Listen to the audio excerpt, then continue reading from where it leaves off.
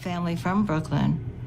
And what happened, supposedly, Ronald DeFeo, the son, murdered his entire family in the house.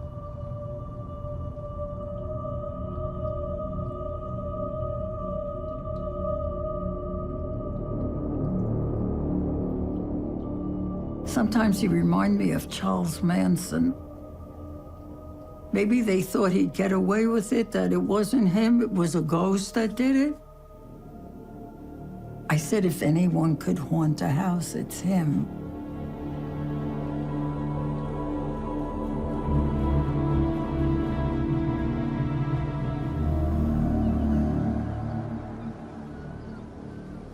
This is really the first time I'm even talking about it. I don't want to be associated with it, to be honest with you. But something tells me I have a couple of things to say, and I'd like to let people know some things that they don't know.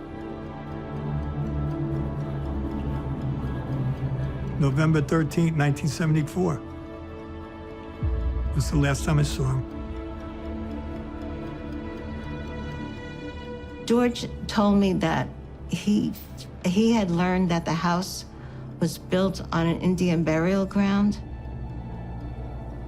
He went to the society in Amityville, and they had old maps. And that it was possible the spirits in the land had something to do with the evil that was in the house.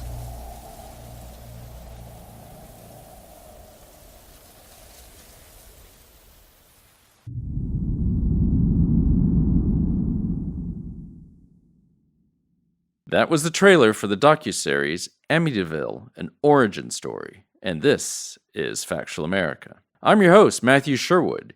Each week I watch a hit documentary and then talk with the filmmakers and their subjects. The Amityville Horror is one of the most iconic films of the genre, but at its heart is a paranormal conspiracy rooted in grisly real-life murders. To discuss this, and the people who were greatly affected by those events nearly 50 years ago, is Jack Riccobono, the acclaimed director.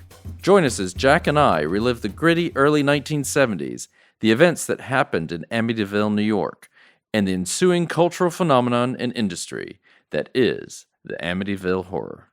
Stay tuned.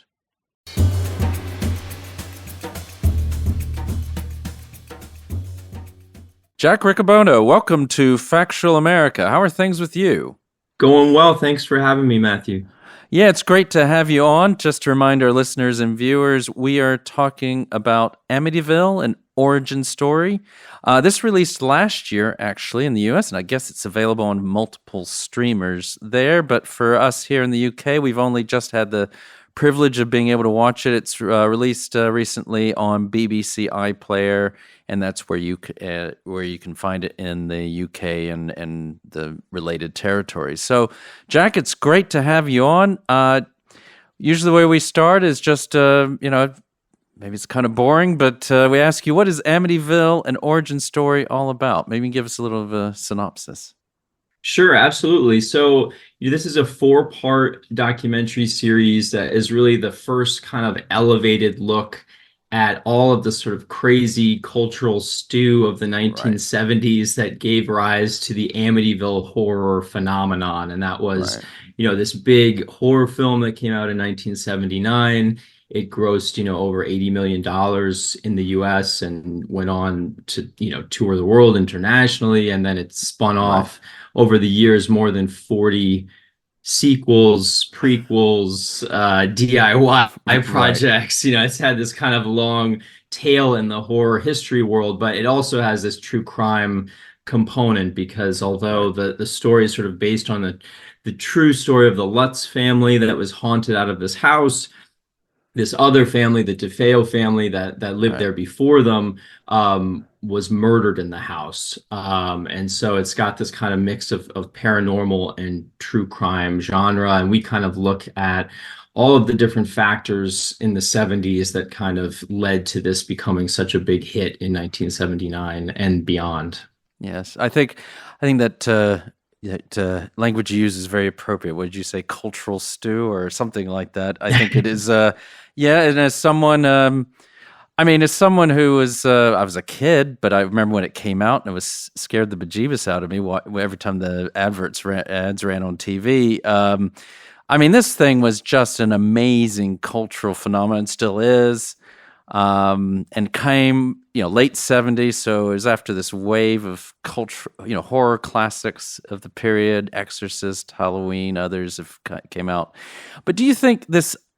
Okay, we can talk a little bit more about how based on true stories it is, but do you think being at least loosely based on a true story is what also helped make it so successful? Absolutely. This was really the first time that the family that was involved in these events went on a press tour during the release of the film, and they went on Good Morning America and talked about their experiences. And so it really wrapped this big Hollywood horror film in this patina of truth, and it was really kind of the first time that had happened from a marketing perspective. So American International was the original studio that put it out. It became an MGM title. But, that was really kind of like a marketing coup to kind of have the Lutzs on board, although, again, they went on and said that these things really, really happened to them. And they had written a book with an author, based off of their experiences that came out in 1977. That was also a bestseller. So that kind of laid the groundwork for the movie. So people were kind of aware of their story, but, having them out there, on the news shows, and on the circuit, kind of pumping up the film, and they came to the U.S. To the U.K. and they were interviewed on BBC. We show some of that in the series. So they went on an international press tour, and it really kind of gave rise to that whole kind of horror genre of based on a true story. Because even though The Exorcist was sort of loosely based on a true story, you didn't have that added aspect of the real people kind of going out there. Right. It's interesting you pointed out. I was watching it. I think it's like episode 3 or something. One of the episodes where basically you show a church in South Hampstead in London, and I was like, I used to live around the corner from that. They actually saw a Church of England exorcist. I didn't know Church of England exorcists existed, but there they were. And it's more than that. George Lutz goes to that Anglican priest to receive an exorcism. Right. So he traveled to the UK to receive an exorcism after fleeing the house. Yeah. And it's not just, I guess it's not just that initial wave. Certainly George, he's sell, basically. He's always promoting the franchise, isn't he? Is what at least his part of it. Yeah, that's kind of part of what drew me to the project, is there are these different layers to it. Certainly there's the paranormal layer, there's a true crime layer, but it's also a story of greed, and it's also a story of family dysfunction, and George Lutz definitely took the lead when it came to helping to push the story out, and he continued to sort of try to repackage it in various ways throughout the years, although really the story got completely out of their hands, and that's, in that sense, it's also kind of a bit of a commentary on the media and how kind of TV and once people got their hooks into this story, it wasn't the Lutz's story anymore. It was out there, and it just kept rolling and rolling all the way to today. Yeah, but as you pointed out, and it is indeed based on actual events. I think it's now been so long, and I think there's been so many spin-offs and everything, maybe people forget about it. Many will have been born after these events happened and the original film came out. But if we're just thinking chronologically, and there's that true crime element to it, so just, maybe walk us through briefly. there was these tragic DeFeo murders in 1974. Is that right? Yeah, and I think that's the thing, is that I think most people obviously associate Amityville with the first horror film and with the Lutz's story of this sort of paranormal sensations that happened to them in the house. But the story is really infused with this very dark energy of this horrible murder of 6 out of 7 family members, the DeFeos, that happened in 1974. And their bodies were discovered. They were each shot in their beds under mysterious circumstances. None of the neighbors reported to have heard any of the gunshots. And there was only one surviving member of the family, Ronnie DeFeo, the eldest son. And this was a really big deal. I mean, in 1974, this is Amityville is a affluent suburb of New York City. So, you know, this was in a kind of period of the white flight and the sort of suburban renaissance of people thinking of these areas as very kind of safe places to live and kind of fleeing the city. And so to have this mass murder on this, you know, beautiful street in this really kind of amazing American dream house, it tapped into just a lot of fears and anxieties that people had at the time that this could happen there. And the thing is, it's one of those where, I mean, I guess the case is closed, and since, you know, Ronnie DeFeo was convicted, and it's, you know, you discuss a lot about a lot of the different theories about what happened. But as you say, there's also this mystery. There's just some things that just don't quite add up. I mean, he was obviously involved, but how, you know, they were on 2 different floors and he's using a really loud gun and no one seems to have woken up, and, you know, it's horrific. It's very graphic, you know, what happened, but it is. So that just leads to all this sort of, as humans are wont to do, all this conjecture about other things, doesn't it? You know, like, is the mafia involved, or, you know, that kind of stuff. Yes, absolutely. I mean, I think that people just really couldn't get their heads around. I think at the end of the day, yes, there were some details that were confusing, like the fact that the bodies were on 2 different floors and they were in bed as if they were sleeping and they didn't wake up, even though he was using this 35 caliber Marlin hunting rifle, like a big gun that would be very loud if it was fired inside of a building. So, you know, and they did a toxicology report, you know, didn't show that the family members were drugged. So there was this question of like, how could one person, you know, really carry out this crime?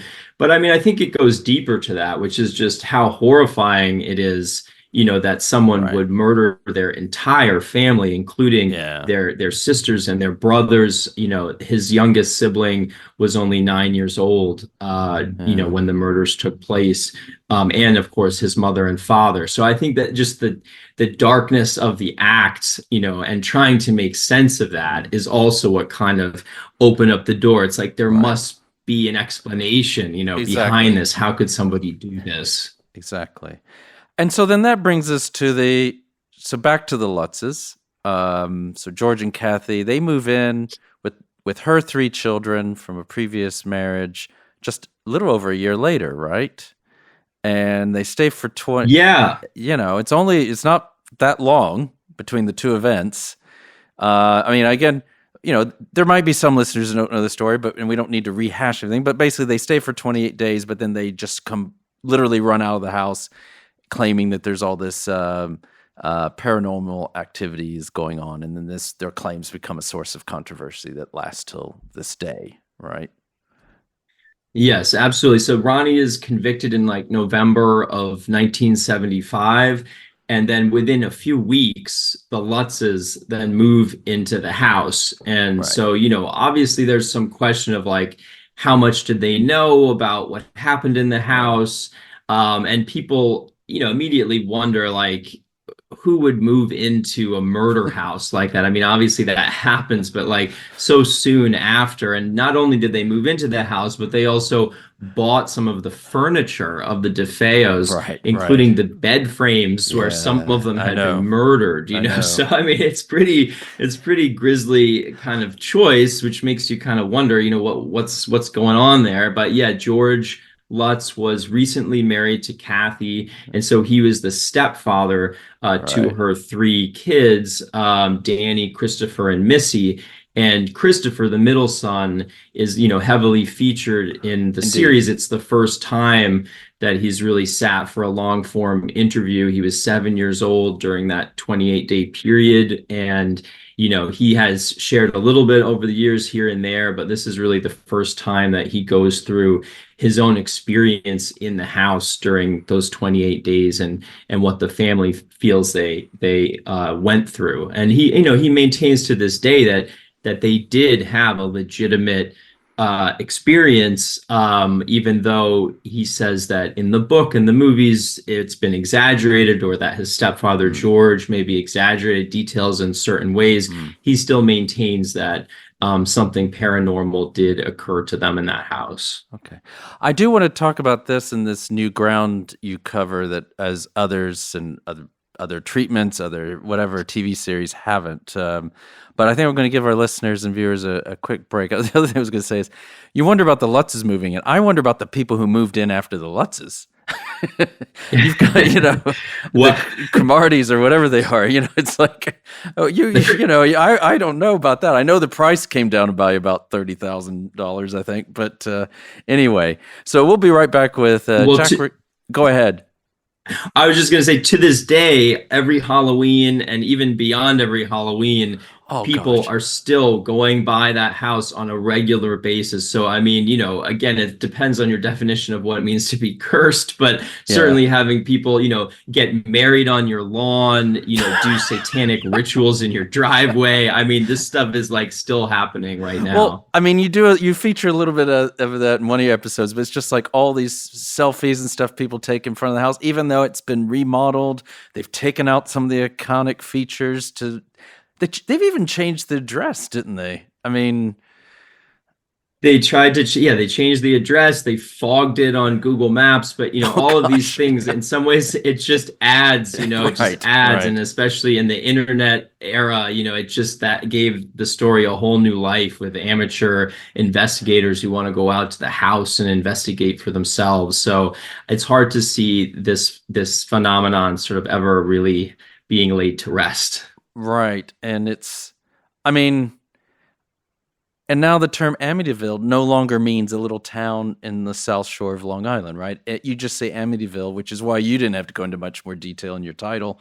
You just say Amityville and everyone knows what you're talking about. So they must, I imagine housing values in Amityville are probably, well, I did see what it sold for the other few years ago. They're not doing too badly. It's still but it's it's Ocean Avenue. It's one of the most beautiful streets in that part of Long Island, and it has these old Dutch colonials, that are built along the Amityville River. So they have a boat slip in the back. I mean, it's really it's a beautiful, beautiful area. But there was controversy when the movie came out because the town didn't want to show it, in the town. Right. And of course, there were a lot of people who were sort of upset that there was this trading off of the tragedy of the DeFeo family, which had happened still, pretty recently.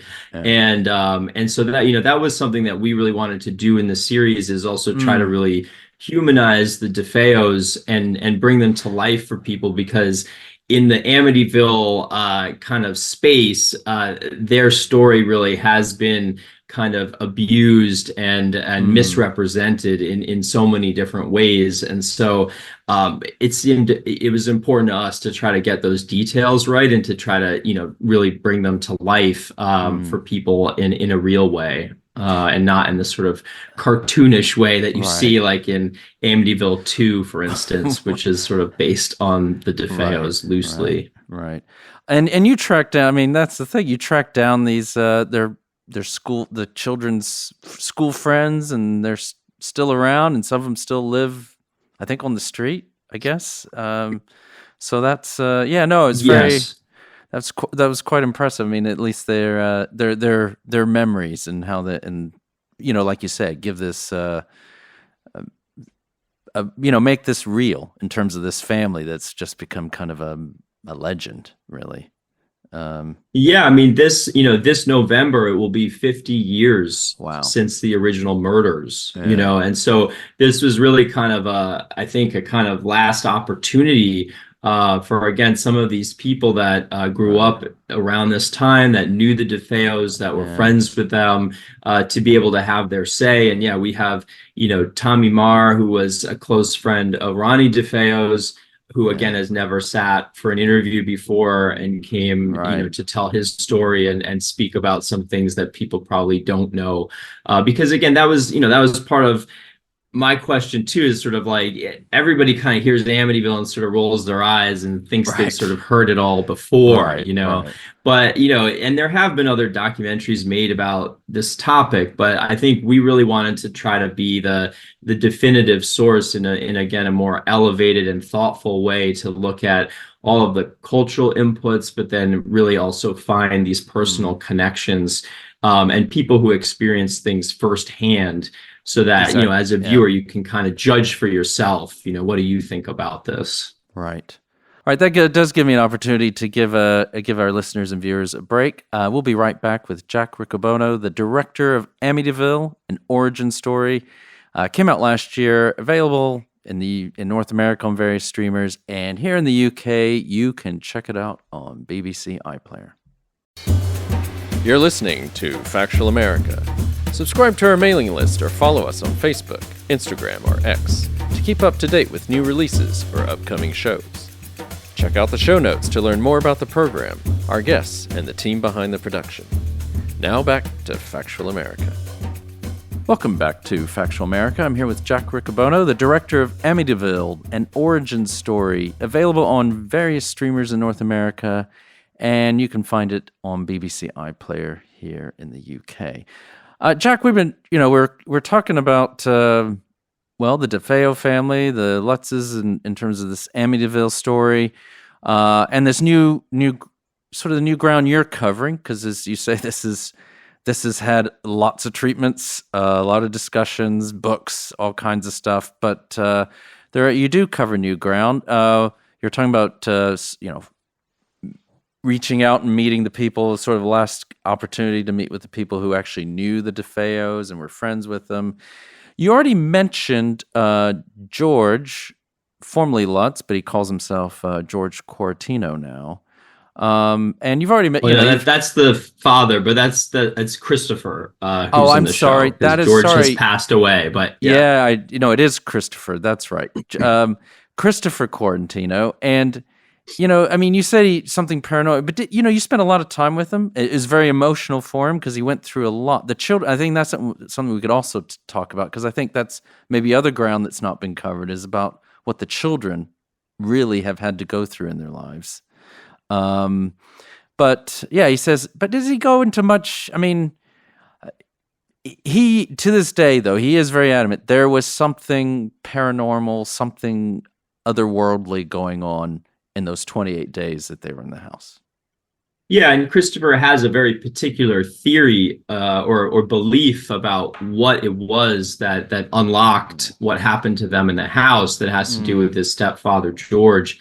And I don't want to do any spoilers here, but again, this is really, something that's kind of new in this show, is sort of like looking at the impact that George had on his family. And part of the new ground that we break is this sort of research that we did into George's background, including his life prior to Kathy and his first marriage, which again is not material that's really sort of ever been released publicly before. And it speaks to kind of the type of guy that George was, and also to the sort of secrets. I think a lot of this is about internal family dynamics and the secrets that people keep. And also, an era in which abuse was happening behind closed doors. This was sort of part of the cultural landscape. George was a veteran of Vietnam. This is an era in the early 70s. A lot of people, they hear the 70s and they think of like disco and drugs and, kind of flashy kind of stuff. But, the early 70s in America was a very dark period. Okay, you have it was gritty. Nixon resigning. Gritty. You have the Vietnam War. You have vets coming back from the war. Who are damaged and taking abuse out on their families. And a big increase in drug addiction, and then also you have a kind of reaction to the swinging 60s, where people are kind of going back to religiosity and a certain type of traditional values. The Roe v. Wade abortion decision is in 1973. So you Right, have these right. kind of big issues of kind of like good and evil Right. being played out in the public square. And then, at home, you have, I think, a lot of people who are trying to sort of deal with the anxieties of the time.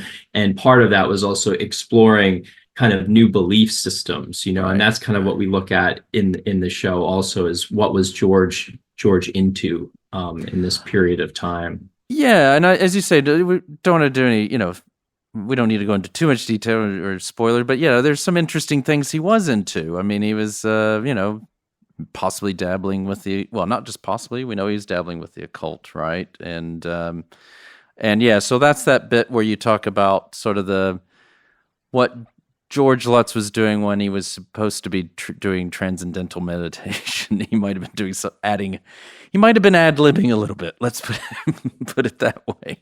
Yeah, I mean, this was Christopher's, take on it, and I think part of what we try to unpack is the series is not like about trying to debunk things, right, one way or the other, or tell you what to believe. We really are trying to explore all of these different layers, and if you're into the paranormal and you see that in there, I mean, that's fine, and I think that there's a space for that. But I think what we also wanted to do is say, there were human experiences here at the heart of this. And for Christopher, you have this 7-year-old who is moved into this house where these murders took place, and the kids knew that the murders had happened in that house. They said they even talked to them about it beforehand. I mean, I thought that was, as a parent myself, I found that a little odd. Me too. Yes. And I think it's like, and Missy was even younger. His younger sister was only 5 years old. So, you think about these little kids, in this murder house, and what could have been going through their minds with a sort of new stepfather. And then after that, is just a few weeks after they fled the house, they wanted to sort of try to cleanse the house, and they invited the Warrens, this basically this couple that popularized paranormal investigation in the 60s and 70s, and the Conjuring horror series is based off of them. So the Lutzes invited Ed and Lorraine Warren to come into the house and do a seance in March of 1976 to try to kind of cleanse the house so that maybe they could move back in. But instead, Lorraine said that the house was the closest to hell she ever wanted to get.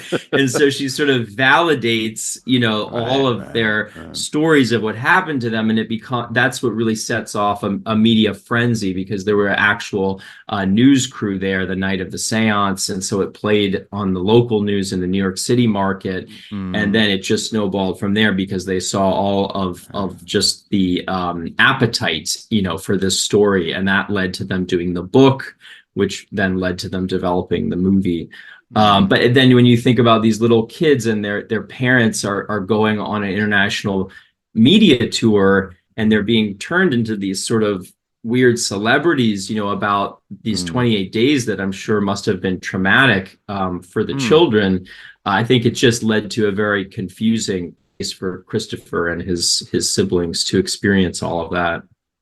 And as they point out, too, that while their parents were going on all these media tours, they were kind of not left to their own, but they were, I think, dumped in a boarding school or called the orphanage or something. When you're that young, I can only imagine what's going through your head. And then there's also, the other stuff you uncover about George Lutz, too, which is that been, how much of that's has any of that really been discussed? I know you found a bit of a spoiler alert, but I'll throw it out there. I just know that there's a psychological report that you come across and just shows that he certifiable that he had really deep psychological problems he was dealing with. Yes. And that report has never been released publicly before. So that is, one of the things that we were able to uncover in our research that is new information to the story. And, with Christopher, just to go back to that for 1 second, he describes this experience, again, years later after the movie comes out, when I guess at that point he would have been about 11, and he sneaks into the theater, right? His babysitter takes him to see a different movie, and he sneaks into Amityville, and he sees, this bizarro representation of his life and an actor playing him on screen.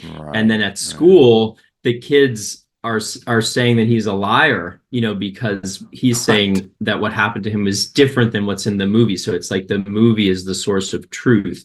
And, that is another thing that we just try to get into in the series, is just sort of the nature of truth and the warping impact of the media, which I think is certainly a relevant topic to the world these days, and this is kind of the first time that you really kind of see this crazy kind of meta narrative playing out through the media.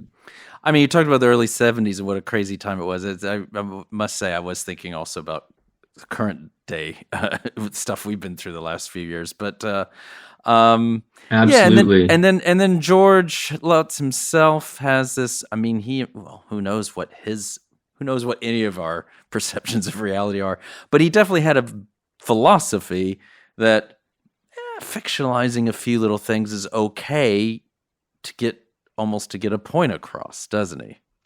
Yeah, well, I mean, I think that again, or is it more he's motivated, George, or he's also just thinking, I want to make some money off of this? Maybe that's more the motivation. Well, it's hard to know, but again, that's sort of what we try to explore in this series, and I think that it's I don't think it's an easy or straightforward explanation. I think that there's no way, because there are these theories, right, that the whole thing was a conspiracy theory, that George and Kathy intentionally moved into that house with the idea of doing a book and all this stuff. And I don't think that's really credible, because you have to realize that there was no precedent for what happened to the Lutzes. This was really the first time that a story like theirs blew up in that media era. And so I just don't think that they could have possibly imagined where the story took them. And I think it was just a crazy roller coaster that they were trying to hang on for dear life. But I think you do get a really strong sense of the difference between George and Kathy's approach to the story. And Kathy is a very interesting and important character in this as well, because, when they're being interviewed, they have this very kind of sober, just kind of everyday American kind of vibe. They don't have their hair on fire. They don't seem like wackos who believe in a lot of crazy stuff. Like they have this very kind of like sober and straightforward way of kind of speaking about what happened to them, which is part, of course, of what made it a phenomenon, is that they seemed believable to people. But with Kathy, I mean, you could see that she's also torn as a mother about protecting her children. And George and Kathy did ultimately divorce. And with, again, what we uncover later about George and his prior history, it makes you wonder about Kathy and make you feel that perhaps she was trapped, in this situation. And that's why it's a very, this is a very kind of human story at its core. And that's why we try to cover the fact that it was sensationalized, because that's part of it, but also really bring you back as a viewer to the fact that these are human beings that were impacted by all of these events at the end of the day. So how did you become involved with this? Was this your idea? What is and why now? I mean, why, how did this germinate? Well, it wasn't my idea. The project came to me actually after it had been sold to the network, and they were looking for a director showrunner to kind of take it over and really make it and go out there and do it.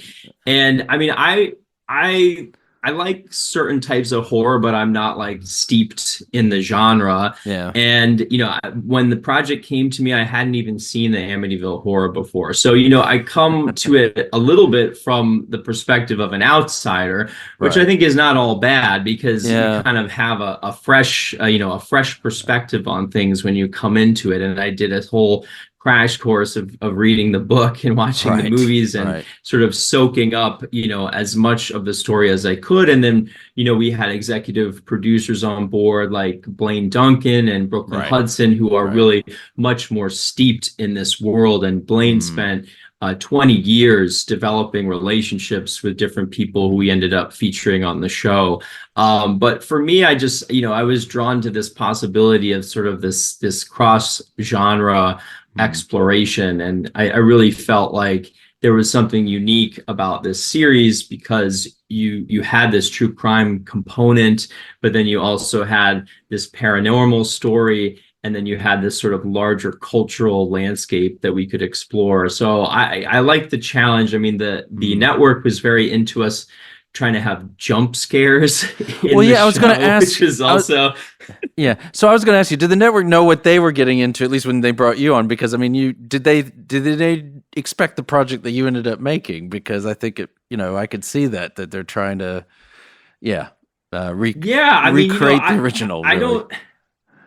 Well, yeah, I mean, I'm not sure. I think this is one of these things where like stories get developed and they could go in a lot of different directions. And then at some point it becomes time to make the thing. And it's like, okay, well, it can only be one thing. And I think I sold them on this vision of trying to really also lean into the cinematic horror terrain of the 70s, which I love. The Unholy Trinity is Rosemary's Baby, The Exorcist, and The Omen. And like those movies really kind of set the stage. And then of course Halloween in 1978 is incredible, and we were able to interview John Carpenter for the series. And so one of the big things was sort of how do you get into this story that people kind of think that they know. And we decided to root episode 1 really through the Lutz's experience of that first 28 days, because that most people are going to come into it kind of through the original film. And so we really wanted to infuse the first episode with some of that kind of horror genre feel. And so, early on, it was a big deal to have the house be a character in the series. How do you bring that to life? And how do you use the sort of language of horror in a doc series, which was a really fun challenge. Well, you did some of it with music, right, or sound, right? Because that absolutely comes across. And then, like you say, the look of feel. So even how it's shot, even how even some of the subjects you're interviewing kind of have that feel. I'm sure it was done on purpose, but even just. I was like, can that really be in their house? Does their house always look that dark and foreboding, No, it does not. Yes. Exactly. So on the sound front, we worked with an amazing sound design team led by Tom Paul, who really, they really leaned into kind of building out the soundscape in our original photography, which is of course a crucial part of the horror genre, to really kind of make you feel things through the sound design. And then we had the composer Paul Haslinger, who was a member of Tangerine Dream. So we tried to infuse infuse the soundtrack, with the whole kind of 70s sound of that kind of early electronic music. And get that vibe into it. And then our DP Todd Dos Santos did a really amazing job, and we really wanted to link the interview setups with our original photography. So the choice of location, and our production designer Elizabeth May, who was both on for the interviews and for original photography. We really wanted to build kind of this visual world where you would kind of be taken on a journey. And, we selected houses that were often from the 70s and also had, something of a rundown kind of quality to them. And then for the house itself, we ended up, doing an extensive search to find a house with those famous, half quarter round windows from the iconic Amityville poster. And then we used several other houses for the interiors that we shot and kind of stitched it all together. So, it was a fun challenge. And early on, I decided, we're not doing any actors in this, we're not doing recreations, we're going to keep it, because it's so tricky with horror. It's so easy to tip that balance and have it be kind of cheesy. And the second that happens, you can't get the mood back, So we tried to walk that line. Yeah, so you're paying homage without being sort of in a way, without being so beholden to it, or as you say, crossing that line to cheese or pastiche or whatever it is. But and I think you've Yes. because I was wondering, does everyone that was affiliated with this with like the DeFeos, do they all live in these rundown houses, or do they all have they need their kitchens remodeled? Maybe they'll get some help with that, but no, that's No, that they entered the world of the show, and I yes, it's a doc series, but because it's about Amityville and we're sort of playing with all these different versions of truth, I did feel kind of free in terms of making some of those types of creative decisions to take the audience on a real visual ride. And I have to mention that our lead editor, Andrew Ford, he was instrumental too in working with the original film, which, again, I would say is like not actually that scary. And I think that the way we deployed it is actually scarier than the film is, especially through today's sort of modern tastes and everything. So we were it was incredible to have access to the original film because this was an MGM project. So through MGM we were able to access the original movie and really work with it to kind of again kind of blend it into the show. Yeah. Well, and then I guess you have a scripted background too, don't you? So that certainly came in handy for this. Yes, I have worked in a bunch of different genres. So yeah, I think that background probably helped in creating the visual world for sure. Okay. Well, I mean, I think we're coming close to the end of our time together, but before we bid adieu, I think what's next for you? Because this came out. This has been in the can for a while. You're released in the States almost a year ago. I'm sure you're working on other things. Is there anything you can tell us about? Well, nothing that's announced yet, but yeah, it came out just before the strikes hit, so that was interesting timing. Yeah. But yes, I have a few different shows that are in development right now. I'm also working on a narrative feature script. So nothing that I can fully get into, but I'm excited for what will happen next. Maybe there's one thing that I'm working on that is connected to the 2024 election in the US. So we'll see what happens there. But the chaos on this side of the pond is quite dramatic these days, as I'm sure everybody is aware of on some level. So it's going to be a very interesting year here in America. I'm going to have to ask you a question about that offline. Don't worry, we won't. I know you can't share much on that, but well, it's been a pleasure having you on, Jack. Really, really enjoyed it. I do recommend. I'm not a horror aficionado myself. My wife is, but I found it very interesting, very compelling. I thought it was it was a great series. Really enjoyed it. So, just a reminder, listeners and viewers, we've been talking with Jack Riccobono, the director of Amityville: An Origin Story. It's available. Well, it's been available in the U.S., North America for a while. You can find it. And here in the UK, check it out on iPlayer. I don't know how long it will stay there, but so do hurry and get and watch it because it's well worth a viewing. So thanks again, Jack. Great, thanks, Matthew. Appreciate it. It was nice talking with you. Nice talking with you.